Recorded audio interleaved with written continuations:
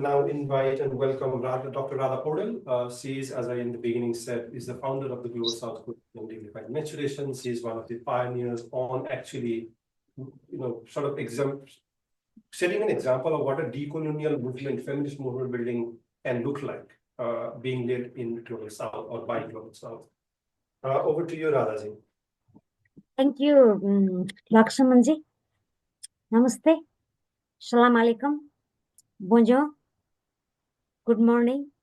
Good afternoon. Good evening.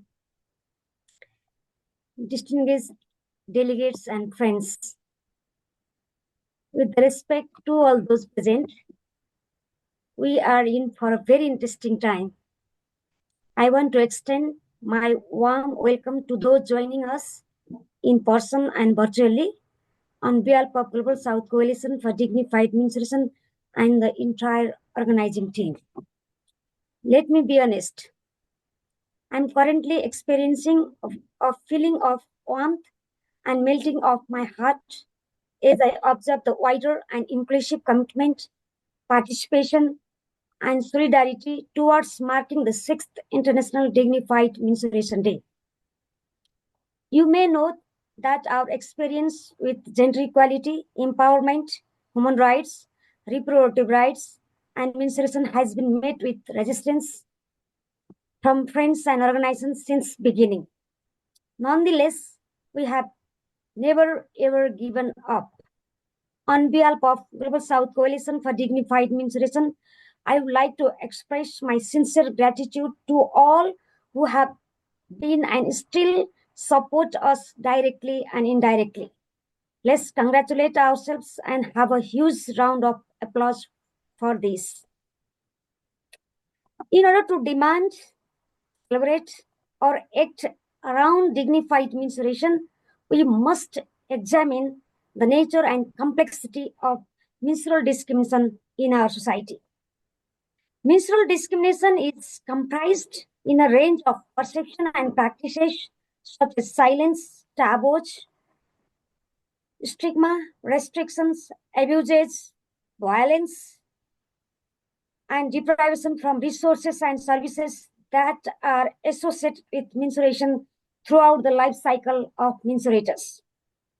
The perception and practices applied to menstruators or who have uterus and ovaries themselves, their menstrual blood, include list of do's and do nots with regard to eating, touching, mobility, seeing and use of product, including management of used menstrual products. Let me share the findings of very recent research from Sri Lanka. Among the 600 surveyed menstruators, 89% of the respondents were isolated from home for 7 to 30 days during their first menstruation, and 58% did not know anything about menstruation before the first menstruation. It is not a single case. I do repeat again, it is not a single case. In Nigeria, another research report in October 2024 revealed that 57% of the girls do not know about menstruation before their first menstruation.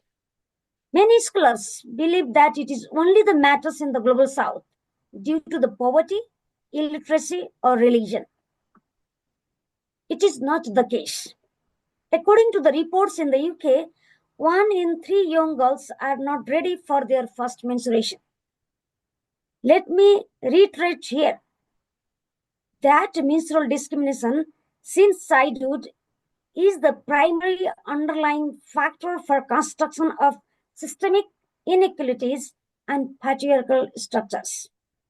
These systemic inequalities and patriarchal structures continue to grow and make a vicious circle throughout the life cycle of menstruators. While it varies from person to person, menstrual discrimination is consciously and unconsciously present in one's mind even before developing other identities like disability, sexual orientation, or any other identities, and becomes a source of multiple levels of oppression and discrimination. Menstrual discrimination is a form of gender-based violence and co-occurs alongside other forms of violence against menstruators including sexual exploitation, harassment, abuse, intimate partner violence, technology facilitated violence, child marriage, and so many others. Menstrual discrimination is also a form of human right violation. It violates more than 4 categories of human rights at once. You can calculate the number of discriminatory menstrual practices and violations during menstruation and menopause. Indeed, it is a countless violation. It has not been acknowledged or addressed since the Declaration of Human Rights in 1948. Many countries have been working with dozens of international human rights instruments such as CEDAW, Children's Rights, SDGs, ILO 190, Beijing Platform for Action, Paris Declaration, and so on. But menstrual discrimination is not touched, not explored, not included. Among the international days from January to December, there is no single day for recognizing and addressing the complex and multifaceted menstrual discrimination. Many of you may have challenged me, stating that there is a May 28, the International Menstrual Hygiene Day. My dear friends, if we keep using hygiene, aren't we promoting the idea that the menstrual blood is dirty or impure? If it is dirty or impure, how can we and this universe move forward? More importantly, the menstrual blood or menstruating person cannot be an act like injecting a vaccine in clinic or dressing a wound at hospital. Here, may I gently remind you that language matters, especially if we want to transform the narrative around menstruation. Unfortunately, around the globe, many schools and universities do not teach that the menstrual blood is pure, clean, and not an indicator of weakness. I believe that the dignified menstruation conversation should start around the age of 5 at home. Then schools need to continue it through various means such as ramps before blood, or painting, or arts, or putting the statement in the wall. I was so much impressed with the colleagues who presented earlier. Their arts is really, really powerful. We really need to collaborate in future. For instance, Einstein was born because of the fact that his mother had menstruation and he was covered in blood when he was born. And even with this, he became the father of the science. Initiating a dialogue on dignified menstruation at home, school, communities, workplace, and parliament is urgent and important. When speaking on dignified menstruation, you can simply state that dignified menstruation is a state of free from any forms of menstrual discrimination. It is an innovative, holistic, southern-led, transformative, human rights, and life cycle approach for an equal and just society. Now, let me explain a bit about this year's theme, upholding dignified menstruation, fundamental for sexual and reproductive health and rights. For the advancement of SRHR, considered as fundamental rights in constitution in few countries, the UN donors and academia have spent a lot of money since 1994 and have placed emphasis on SRHR from the Beijing Platform for Action, SDG.